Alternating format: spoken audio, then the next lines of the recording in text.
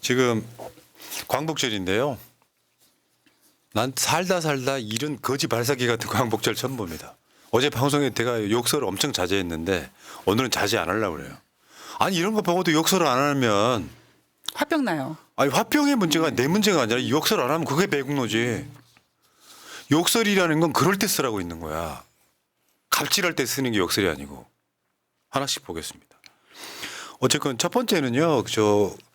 우원식 국회의장이 광복절 경축식에 불참을 했습니다. 광복절 정부 공식 행사는 세종문화회관에서 있었는데 국회의장은 대한민국 넘버 2예요. 의전 서열 2위. 그러니까 윤석열이만 가고 국회의장은 불참했다. 더군다나 지금 우원식 의장이 얼마 전까지 홍범도 장군 기념사업회 이사장이었잖아요. 그렇죠. 오죽하면 이런 상황이 벌어집니까? 그래서 오늘도 보면은 저 반쪽 행사로 윤석열이 따까리들만 저기 세종문화회관 가고 나머지는 다른 행사가 열렸잖아요. 광복회는 광복회대로 뭐 예를 들면 민주당은 민주당대로 따로따로 행사가 열리는 상황. 그러니까 국민 분열의 어떤 아이콘 이렇게 돼버린 게 아니냐 이런 생각이 들고 저게 지금 광복회에서 따로 열렸던 그 행사의 준비가 저거예요. 광복회 따로. 그러니까 이종찬은 윤석열의 멘토이기도 합니다. 윤석열 친구의 아버지고. 그렇죠. 지금 대한민국 질병청장이 그 이종찬의 며느리이기도 해요. 그럼에도 불구하고 광복회장 오늘 광복회에서 윤석열 끌어내려야 된다는 얘기까지 나왔습니다. 윤석열 대통령에게 3번이나 서신을 보냈다고 하는데 응답을 못 받았다. 쌩 깠다는 거야. 예. 그래갖고 난리가 나니까 그때서야 사람 보내가지고 달래려고 했으나 달래지 못했다. 지금 저 행사가 이렇게 분할돼서 치러지는 게 심각한 게 지방에서도 지방자치단체에서도 광복절 행사를 하는데 광복회 그런 주요한 그런 인사들이 거기 안 가버리고 다 저 행사로 가버리는 거예요. 그러다 보니까 뭐 지방정부에서도 사람 못 채워갖고 난리더라고요. 예. 그리고 민주당 같은 경우도 오늘 아마 중계를 보신 분들이 있겠지만 제가 정확히 좀 알려드려요. 오늘 민주당은 저렇게 대한독립 만세를 외치기도 했는데 오늘 간 중요한 곳 잠깐 말씀드릴게요. 여러분들은 효창공원이라고 알고 있죠. 원래는 종조의 세자였던 그 문효세자의 무덤이 있던 것입니다. 그리고 나서 나중에 이제 그 뭐 순조의 후궁 이런 분들이 묻혀 있던 곳이 원래 이름이 효창원이에요. 장원. 효창원인데 일제가 저기를 효창공원으로 바꾼 거예요. 그러니까 지금 제가 요즘에 그 일제 강점기라고 부르자 일제 시대가 아니라 그리고 친일파라는 표현 하지 말고 민족 반역자라고 부르자랑 맥락이 같은 거죠.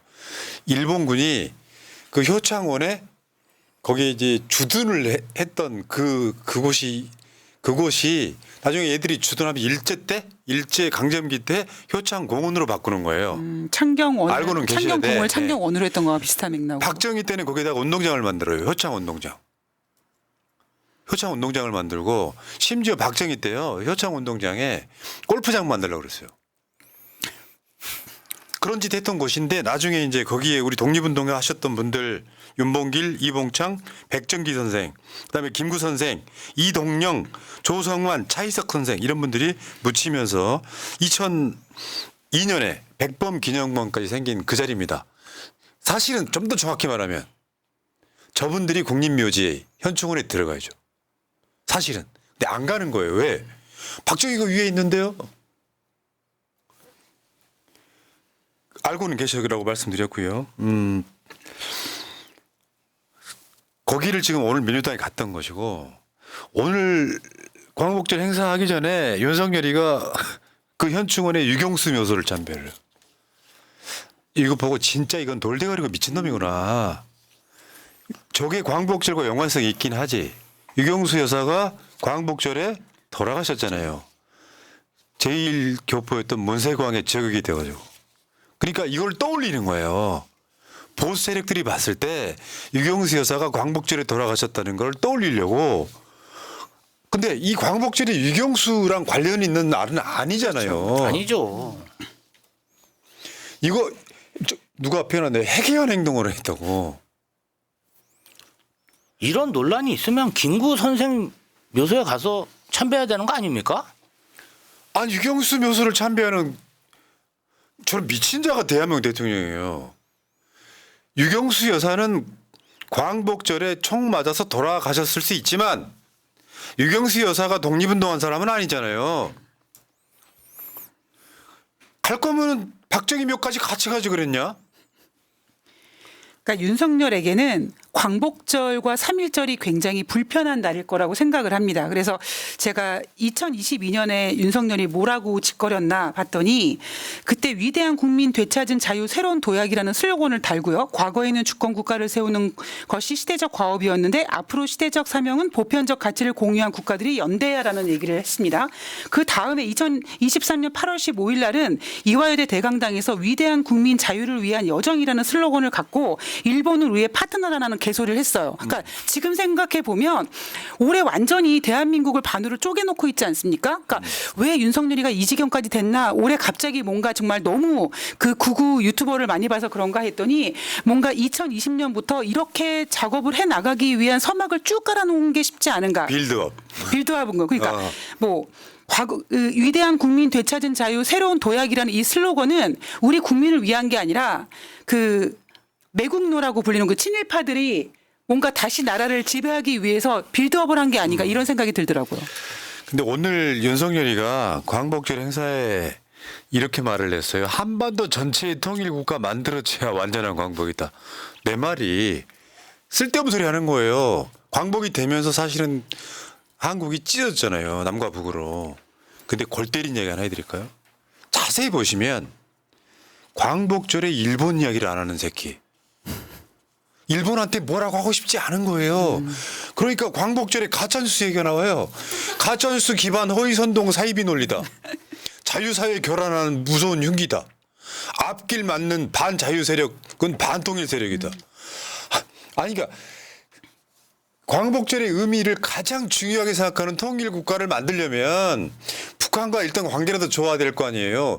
북한한테는 비난, 전단 날리게 내버려 두면서 뭔 이게 말도 안 되는 개소리를 하고 있는지 난 이해가 안 갑니다. 아니 광복절에 일본 이야기 안 하는 놈 있어요? 가짜뉴스가 여기서 왜 나와?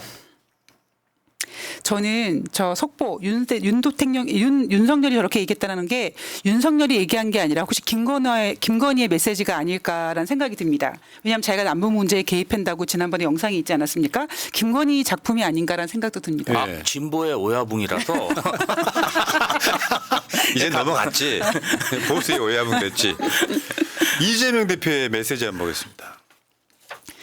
차마 고개 들 수 없는 부끄러운 광복절입니다. 광복절입니다. 제 고향 안동이 낳은 이육사 선생이 생각납니다. 3년 전 안동 도산면에 이육사 문학관을 찾은 날 선생의 동상 앞에서 다짐했습니다. 광복을 위한 선열의 넋이 빗바래지 않도록 하겠다는 각오였습니다.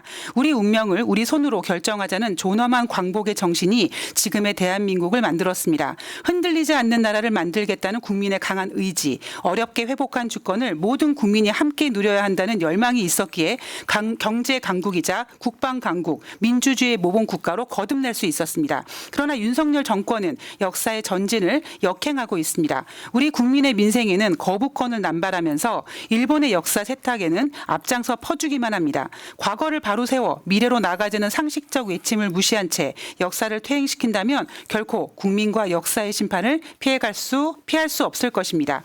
이육사 선생의 광야를 다시 꺼내보며 모진 고난 앞에서도 광복의 꿈을 잊지 않았던 선열들의 마음을 되새깁니다. 민주당은 이 정권의 역사적인 굴종 외교와 친일 행보를 멈춰 세우는데 온 힘을 다하겠습니다. 어렵게 찾은 역사의 빛이 흐려지는 일 결코 없게 하겠습니다. 이게 지도자의 품격이죠. 오늘 윤석열은요 페이스북에 메시지를 게시를 안 했습니다. 이 시각까지. 야 광복절이 싫은 거야. 예, 없애고 싶을 거야 아마. 광복절이 싫은 예. 거야. 왜냐하면은 그 좋은 한반도가 우리나라로부터 독립했거든. 광복절이 싫은 거야. 얘네들은 암흑절인 거였던 거예요. 아유 씨. 자 이야기 한 발만 더 진전해볼까? 어저께도 지금 윤석열이 독도를 포기한 게 아닐까? 실제로 그런 징후들이 일어나고 있어요. 설마 여러분 하잖아요. 아우. 일본은 독도 훈련을 하는데 한국이 독도 훈련 안 한다는 이야기에 그 밑바탕에 깔려 있는 MBC의 보도 헤드라 저 썸네일이 이겁니다. 독도는 우리 땅이라는 증거 없다. 주장도 이런 주장도 뉴라이트가 약진했다 이런 얘기인데요. 독도가 우리 땅이라는 증거가 없답니다. 반일 종족주의 저자. 이게 한번 보세요. 그 다음 거 한번 보여줘봐요. 저 미친놈이에요. 조선시대 지도하고 현재 지도의 독도 위치 다르다고요? 아니 무식한 새끼야. 또 여기 나오네. 웬만하면 참으려고 했습니다만 독도가요. 일본 땅이라고 주장하는 최초의 근거가 뭔지 아세요? 잘 모르잖아 우리도. 일본이 원자폭탄을 맞고 완전 패망을 하잖아요. 완전히 이제 거지 발사기 같은 나라가 된 거예요. 미국이 점령을 한 거잖아요. 그런데 다시 일본을 한 나라로 인정을 해주고 싶은 거예요. 그때 맺은 조약이 샌프란시스코 조약입니다. 그때 지도를 대충 그려가지고 여기는 일본 땅으로 한다 이렇게 정해놓은 거예요. 그러니까 1945년 이후죠. 그때에서야 그 지도 안에 어떻게 긋다 보니까 독도가 일본에 포함돼 있었던 거예요. 근데 조선 고려로 쭉 넘어가는 그 모든 시기에 독도는 한국 땅이었다고 보시면 돼요. 근데 야 지금 저 구글 뭐 하면은 이렇게 지도가 정확히 나오지만 조선시대에 저 정확하게 거리를 측정해가지고 독도하고 이거를 할 수 있어요? 당연히 그러니까 현대 지도하고 독도 위치가 다를 수밖에 없죠. 그리고 그 국토교통부에 가면은요. 이런 내용이 있습니다. 어린이 청소년 마당에 독도가 진짜 우리 땅이 맞긴 한가요? 라는 질문이 있고요. 여기에 첫 번째 뭐 신라지중왕, 두 번째 뭐 세종실록 지리지 우리가 알고 있는 4가지 근거를 대서 독도는 우리 땅이 맞습니다라고 근거를 대거든요. 그러니까 저 사람은 저 이용훈이라는 사람은 정말 정신 나간 소리하고 앉아 있는 데다가 또 하나 그렇다고 일본 땅이라고 보기 어려우니까 한일 양국이 서로 양보하자고 하지 않습니까? 저러가 부인도 나누겠어요. 네. 이게 저런 애들의 저 뉴라이트가 28개 역사 관련 기관장을 하고 있습니다. 지금 저런 애들이 역사 관련. 그 일본의 시각. 왜 우리가 그 역사를 볼 때 어떤 시각에서 보느냐가 되게 중요하거든요. 중국의 시각에서 본 한국과 한국의 시각에서 본 한국이 다른 것처럼요. 일본의 시각에서 우리나라 역사를 보는 저런 친일 매국 뉴라이트 애들이 역사 관련 단체 기관장을 25개나 하고 있다. 현재 시점에. 근데 사실은 제가 뭐 학창 시절 이후에 이러한 논란을 겪은 적이 없었고 사실 2012년 박근혜 대통령 된 이후에 자꾸 이런 말을 하는 사람이 정말 용기 있게 나왔는데 사실 그 전까지만 해도 이런 얘기하면 대한민국 국민한테 맞아주고 생각해야 되지 않았습니까? 그리고 하나 더 보겠습니다. 이런 논리들이 있잖아요. 수탈한 것이 아니라 수출한 것인데도 말이죠. 사창가에서 성매매를 전업으로 하는 여인. 일본인 조선인 가릴 것 없이 임금은 정상적으로 지불. 저게 다 그런 거죠. 곡물수탈 이야기, 위안부 이야기, 강제동원 이야기. 여기 다 포함되어 있는 거잖아요. 완전히 일본 시각이잖아요. 돈은 줬을 수 있지. 왜 저 군산항이나 인천항이나 목포항이나 이런 게 수탈을 목적으로 항구를 만들고 거기에 기차를 놓고 해서 일본에서 이제 한국의 질 좋은 쌀들을 수탈해 갈 때 썼던 그런 것들이잖아요. 그럼 그냥 뺏어옵니까? 예를 들어서 쌀 한 가마니에 10,000원이라고 칩시다. 그 1,000원만 주고 가져가도 수출입니까?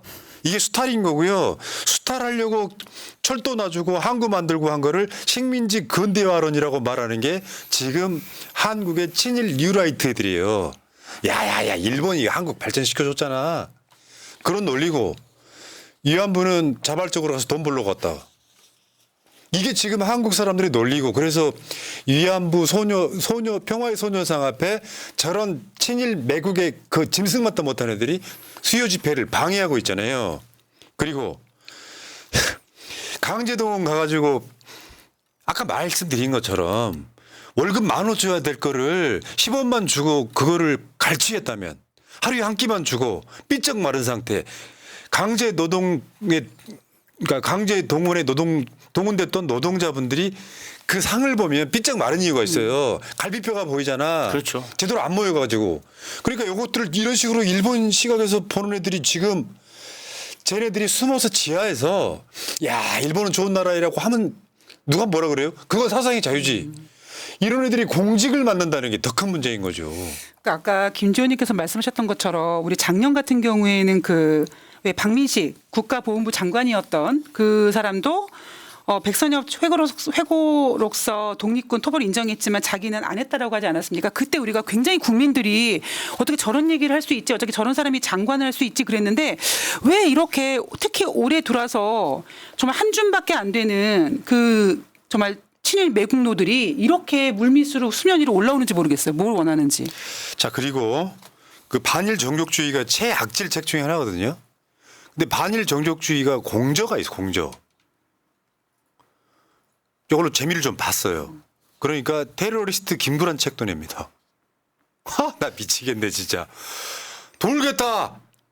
그러니까 대한민국 독립을 위해서 일본 놈들을 저격하고 일본 놈들을 사살하고 했던 사람을 대한민국 사람이 테러리스트라고 말하는 이런 애들이 이제 대한민국에 이제 수면 위로 기어 나오기 시작했어. 우리가 정권 잡았다 이거지. 일본인들 아닙니까? 일본인이지. 그러니까 역사는 어느 시각에서 보느냐가 중요한 거죠. 일본한테 이토 히로부미는 영웅일 수 있잖아요. 한국한테는 침략자잖아요. 근데 어떻게 일본 시각에서 그 이야기를 할 수가 있냐고요. 저거는 뭐냐면 일본 애들이 다시 한일 수교를 한 뒤에 돈을 주고 한국에 있는 소위 지식인들을 키웠던 결과물이에요. 윤석열 아버지부터 아버지. 시작해가지고. 그리고 더 있어. 신민지 긍대화론 학자 저자 독립기념관 이사로 면접을 볼 때 16명 중에 14등하고 이사로 뽑혔습니다. 제가 박이택 낙성대 경제연구소 소장입니다. 16등하고도 16명 중에서 14등하고도 독립기념관 이사로 뽑혔습니다. 얘가 주장했던 게 저거예요. 일제강점기 쌀 수탈에 대해서 가격을 받고 판매하는 것은 수탈이 아닌 수출이다. 저 독립운동가들을 모욕 주기 위해서 독립기념관 이사를 시킨 것 같은데요. 야, 그러니까 이 면접도 아무 의미 없었던 거예요. 탈락 점수 받아놓고도 됐다는 거죠. 독립기념관 이사 선임 과정 1위, 2위 쭉 했었는데 우리 저 민주당 최고위원랑 비슷해요. 5명 선발하는데 14등하고도 이사가 됐어요. 심하잖아 이건. 근데 임명 추천위원 5명 가운데 4명이 이 사람의 심사를 거부했습니다. 근데 보훈부가 억지로. 그래서 이 사람이 독립기념관 이사가 된 거예요. 김영석이면 문제가 아니에요. 김영석 한번 더 가봅시다. 얘가 한 말, 일본군 만주군 장교 친일파 매도는 국군 정통성 부정하는 거래. 여러분 있잖아요. 조선인들로만 만든 군대가 하나 있어요. 그게 간토 특설대입니다. 간토 특설대의 목적이 뭐냐면 광복군, 독립군을 토벌하는 거예요. 거기에 백선엽이나 이런 자들이 들어갔던 거거든요. 이 말에 되게 골 때리는 것들이 엄청 많아요. 일본군 만주군 장교가 친일파하면 국군 정통성을 부정하는 거라고? 부정하는 거야 이 새끼야. 이종찬 광복회장의 할아버지인 이회영 선생이 전 재산을 털어서 신흥무관학교를 만들어요. 신흥무관학교가 소위 말하면 우리나라 독립군들을 길러냈던 기관이에요. 그래서 이승만도 인정했던 기관입니다. 육사의 모태란 말이에요.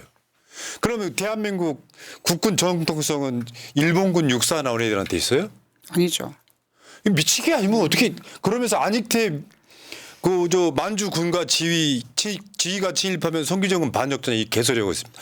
안익태가 친일파인 건 누구나 다 알아요. 심지어 안익태는 독일까지 건너가서 나치도 부역했던 그런 자예요. 그 안익태가 만주 군가를 작복을 하고 지휘를 했다는 거 한번 생각 한번 해보세요. 그 만주 군이 독립군 토벌을 하려고 물론 독립군만 토벌하려고 했던 건 아니지. 중국군과도 싸웠던 거니까. 그러면 거기에다가 그거 했으면 당연히 그거 친일파죠. 여기다가 보면 송기정이 일장기를 뗐잖아. 난 이런 애들 보고 있으면요. 정말 내 앞에 있으면 그냥 주먹이 날아갈 것 같습니다. 간도 특설대가 제가 알기로는 독립군만 토벌한 게 아닙니다. 거기에 살고 있는 독립군에게 어떤 지원을 해주는 그런 양민들도 얼마나 많이 탄압을 했다는 기록들이 있습니까? 그런데 같은 선상에서 비교하는 게 말이 되나요? 아이고 그러면서 이제 저 저자가 지금 뭐 친일 인명사전 중 역사적 사실이 맞지 않는 부분이 있다. 네 생각에 맞지 않겠지. 한국이 독립됐다는 것 자체가 믿기 어려울까? 백선엽 장군을 친일파로 매도돼 있다. 친일파란 말 쓰지 말라니까 이제는 민족 반역자라고 써야 돼요. 일본과 친한 게 무슨 문제냐. 이게 굉장히 약하게 쓰인 거예요. 일제 강점기라고 부르는 게 맞아요. 일제 시대라는 표현보다는 이런 차들인 거고. 그러니까 이게 백선엽이 일본 육사를 들어가서 간도 특설 때문에 일본 군이었는데 백선엽이가 우리가 해방이 되자마자 들어와가지고 다시 우리나라 국군에 들어가서 6.25 때 그냥 공을 좀 세웠다. 그것도 공을 좀 독차지했다는 여러 가지 논란이 있어요. 백선엽이가 이제 예를 들면 친일파 중에 대한민국을 빨갱이로부터 지킨 굉장히 그 뭐랄까요 상징적인 인물이 돼버렸잖아요. 내세울 만한 게 없다 보니 백선엽을 영웅시 추앙하고 심지어 백선엽이는 대전 현충원에 묻혀 있습니다. 최근에 죽었죠. 문제는요. 독립이 안 될 줄 알고 일본에 부역했다 치더라도 내가 독립군 때려졌던 일본에 부역을 했다고 하면 자기의 과거에 대한 반성이 먼저라는 거예요. 대한민국 저 민족 반역자들은 그게 없다는 게 문제입니다. 맞습니다. 화 나요 안 나요 여러분 입장 바꿔 생각하면. 화가 나는 건 기본이고 광복 회장이 김영석 사임시켜라 그래야지만 이번에 광복절 기념식에 참석하겠다라고 했음에도 불구하고 지금 대통령실이 끝까지 저렇게 유지하려고 하는 거 보면 도대체 목적이 뭘까가 되게 궁금합니다. 저렇게까지 국민들이 싫어하는 짓을 하는가가 되게 궁금하고 그 박근혜 같은 경우에는 물론 세월호 같은 여러 가지 문제가 있었습니다만 그 올바른 역사 교과서 같은 경우에는 사실 역사를 왜곡하는 부분에 있어서 국민들한테 반발을 많이 샀잖아요. 지금 윤석열이 정말 탄핵당하고 싶어서 안달을 하는 것처럼 안달당한 것처럼 그렇게 행동을 하고 있습니다. 저는 홍범도 장군 흉상 철거까지는 우발적이라고 봤거든요. 그런데 아니에요. 아주 계획적으로 그리고 치밀하게 한 단계 한 단계 스텝을 밟고 있어요. 저는 이 모든 그런 민족 반역자의 설계자가 있고 그것을 국가 단위에서 강력하게 추진하는 그런 세력들이 있다. 이제는 그렇게 의심을 해야 됩니다. 자 한국을 완벽한 친일 국가로 만들어 주시오라고 물질적 도움을 줬을 가능성 계속 제기해 봅니다. 그렇죠. 윤석열 대선 후보 때부터. 아마도 진짜 김치찌개 값에 우리나라를 팔아먹었을지도 모릅니다. 네. 헐값에 아주. 자 근데 진짜 논란은 광복절이 되는 0시에 KBS가 기미가요가 나오는 일본 오페라 공연을 틀어서 나비 부인이라고요. 저걸 틀어서 지금 또 논란이 되고 있다. 야 정말 훌륭한 새끼들 진짜. 저게 일본에서 만든 오페라이죠. 나비 부인 중에 기미가요라는 게 나옵니다. 기미가요라고 부르면 안 됩니다. 사실은 이것도 그냥 일본 국가라고 하면 되죠. 저기에 보면 일본 왕. 여러분들 아직도 천왕이란 표현 쓰시는데요. 그건 일본 입장에서 본 표현이잖아요. 그냥 일본의 왕이란 말이에요. 그 일본 왕을 숭상하는 그런 내용이 들어있어요. 어떻게 공영방송 KBS가 사실은 여러분들이 공영과 국영의 개념이 좀 없으실 수 있는데 국영방송 역할을 하는 방송에 가깝기 때문에 일본은 NHK, 한국은 KBS라고 얘기하잖아요. 근데 광복절이 되자마자 12시에 저 방송을 할 수 있는지 이건 상상을 초월하는 부분이 있지 않습니까? 그래서 오늘 KBS가 사과는 했습니다. 계속 한번 볼게요. 기미가요 듣고 기모노 보며 광복절 맞이? 시청자들 폭발했다. 그러니까 이게 지금 뭐 이승만, 박정희, 친일 논란 이런 거는 내가 봤을 때 일반인들 관심 없을 수도 있어요. 근데 KBS가 내가 봤을 땐 트로이 목마 같은 게 있나 봐. 아예 KBS를 폭발시켜달라고 하는 거야. 저기 우리 레디비님이 KBS가 아니고 JBS다. 저펜 브로드캐스팅 시스템. 아니 이게 가능한 거예요? 이거 어우. 아니, 아침에 일어났는데 진짜 이런 민족 반역자들 때문에 너무 짜증이 나더라고요, 진짜. 원래 공휴일이면 기분이 좋잖아요. 그렇죠. 아 진짜. 그러니까 일본식으로 저 푸치니 작품인가? 그 나비 부인? 예, 나비 부인. 요거를 일본식으로 이제 각색해가지고 쟤네들이 만든 일종의 오페라인가? 이렇죠. 요거 쟤들이 공연한 거를 12시 넘어가지고 광복절날 그 내용 중에 일본 국가가 나오는 거죠. 일본 국가 있잖아요. 그게 약간 우길기랑 비슷한 거예요. 올림픽에서도 문제가 되는. 그 상황까지 가 있는데 이거를 한국의 공영방송이 들어대고 자빠졌으니까. 그러니까 오죽했으면 저 기사가 조선일보에서 광복절 첫 방송에 일본 기미 가요란이라고 기사 제목을 달았습니다. 조선일보가 봐도 뭔가 얘네가 미쳤나라는 생각이 드는 거죠. 너무 노골적인 거죠. 새날에서 조선일보를 저렇게 인용할 때도 있군요. 그러니까 지금 조선일보뿐만 아니라 모든 신문들이 이거 비판하고 있거든요. 근데 이게 그냥 일어난 현상이에요. 윤석열 대가리 때문에 만들어지는 거잖아요. 일본과 친하게 지내고 싶어 광복절 축사를 하는데 일본 말이 한 번도 안 나와. 왜? 3.1절에는 일본을 우리 파트너라고 그랬잖아요. 근데 8.15에는 일본 얘기 안 나오고 가짜뉴스 이런 개소리를 야 무슨 행사 있을 때마다 가짜뉴스를 퍼대냐. 가짜뉴스는 당신 자체가 가짜뉴스야. 난 믿을 수가 없어. 당신이 대통령이라는 것 자체가. 근데 더 놀라운 거는 KBS가 날씨 방송하면서 거꾸로 태극기를 거꾸로 저게 마차 틀려 여러분들 고민하실 수 있는데 저건 태극기를 거꾸로 한 겁니다. 공공감리가 순서가 바뀌었잖아요. 아니 이게 가능한 거예요? 그 지난번에 이슈됐던 게 3.1절 기념식에서 대한독립 만세를 외치지 않았던 윤석열 정부잖아요. 내년에 3.1절에는 덴노헤이카 반자이를 외칠 수 있을 것 같아요. 네. 진짜. 이거 있잖아요. 저 조선일보 하나만 더 인용하겠습니다. 안중근 한국 망친 역적을 썼다. 의거 후 첫 신문 기록 공개. 조선일보의 헤드라인이에요. 최소한 조중동도 광복절에만큼은 한국인의 입장에서 기사를 씁니다. 미치지 않고서야. 윤석열이는 조중동한테도 사장을 자기가 내리꺾고 싶겠지. 저거는 그냥 소위 민간 기업이기 때문에 못하는 거 아니에요? 공영방송에다가 저렇게 저지를 해서 그냥 똥을 퍼질러 놓습니까? 오늘 여러분들 그 중앙일보나 동아일보 가서 한번 기사 한번 보세요. 이렇게 계속 이루어지면 오늘 광복회에서 나오는 멘트처럼 조중동도 윤석열을 때릴 수밖에 없어요. 그렇죠. 그러면 보수 내부적으로 또 분열되기 시작하고 윤석열이 나는 망가지는 거라고 보는 건데 야 3.1절은 3.1절답게 광복절은 광복절답게 하면 안 되겠습니까? 본색이 일본 놈이라고 해도 형식은 좀 갖췄으면 좋겠어요. 다시는 일본이 한국에 들어와서 그런 만행을 저지르지 않았으면 좋겠다. 과거사에 대한 사과를 한다면 일본과 미래지향적으로 나갈 수도 있다. 여기까지는 우리가 이해할 수 있잖아요. 문재인 정부 때도 비슷했거든요. 그럼요. 이런 미친 정권이 지금 여러분들의 저혈압을 치료해주고 있습니다. 아니 근데 어떻게 국민에게는 그렇게 무도하고 흉폭하게 말하는 윤석열 대통령이 일본에 대해서는 이런 방구 말도 못하고 정말 글로벌 호구라는 얘기를 들을 정도로 유화적이고 친화적인 행보를 하는지 도대체 이해할 수가 없습니다. 왜냐하면 일본이랑 친하게 지내야지 미국이 좋아하거든요. 그러니까 형님들을 위해서. 자, 일단 여기까지 하시고요.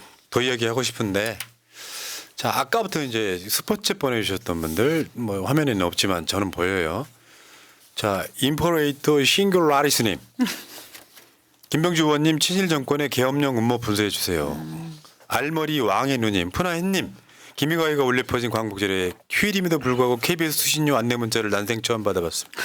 혹시나 일부러 분노하게 만들어 수신료 결제 해지를 유도해 경영 악화로 KBS 민영화를 강행하는 의도가. 저 나비 부인 맨 마지막에 이 방송은 여러분들의 소중한 시청료로 제작돼서 아니 좀 일리 있는 지적인 것 같은데요. 그러네요. 예.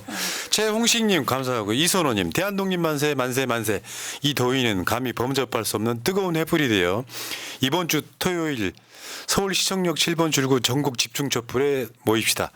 내년엔 오늘 세종에 모인 저 친일 매국노들 다 햇빛도 못 보게 감방으로 보내십시다 하셨습니다. 고맙습니다. 고명주님, 프라영 다시 한번 반민특위 해야 될 듯하네요. 친일 청산을 해야 나라가 다시 섭니다. 매국노 정권을 작살냅시다 하셨습니다. 저는 이재명 정부가 들어서면 반민특위 다시 만들어야 돼요. 진짜. 구자영님, 정말 우라통이 터지네요. 대한민국 젊은이들이요. 제발 정신 좀 차리고 아무리 갈 데가 없어도 일본 여행은 가지 말고 일본 제품은 쓰지 맙시다. 당신들은 배알도 없는가 하셨습니다. 예, 제가 매주 한 번씩 그 이야기하죠. 일본에 놀러 가시는 분들, 야, 이번 여름방학 때도 왜 아이들 데리고 일본 놀러 가셨는데요. 여러분, 한국보다 돈이 덜 들어서 가시는 거잖아요.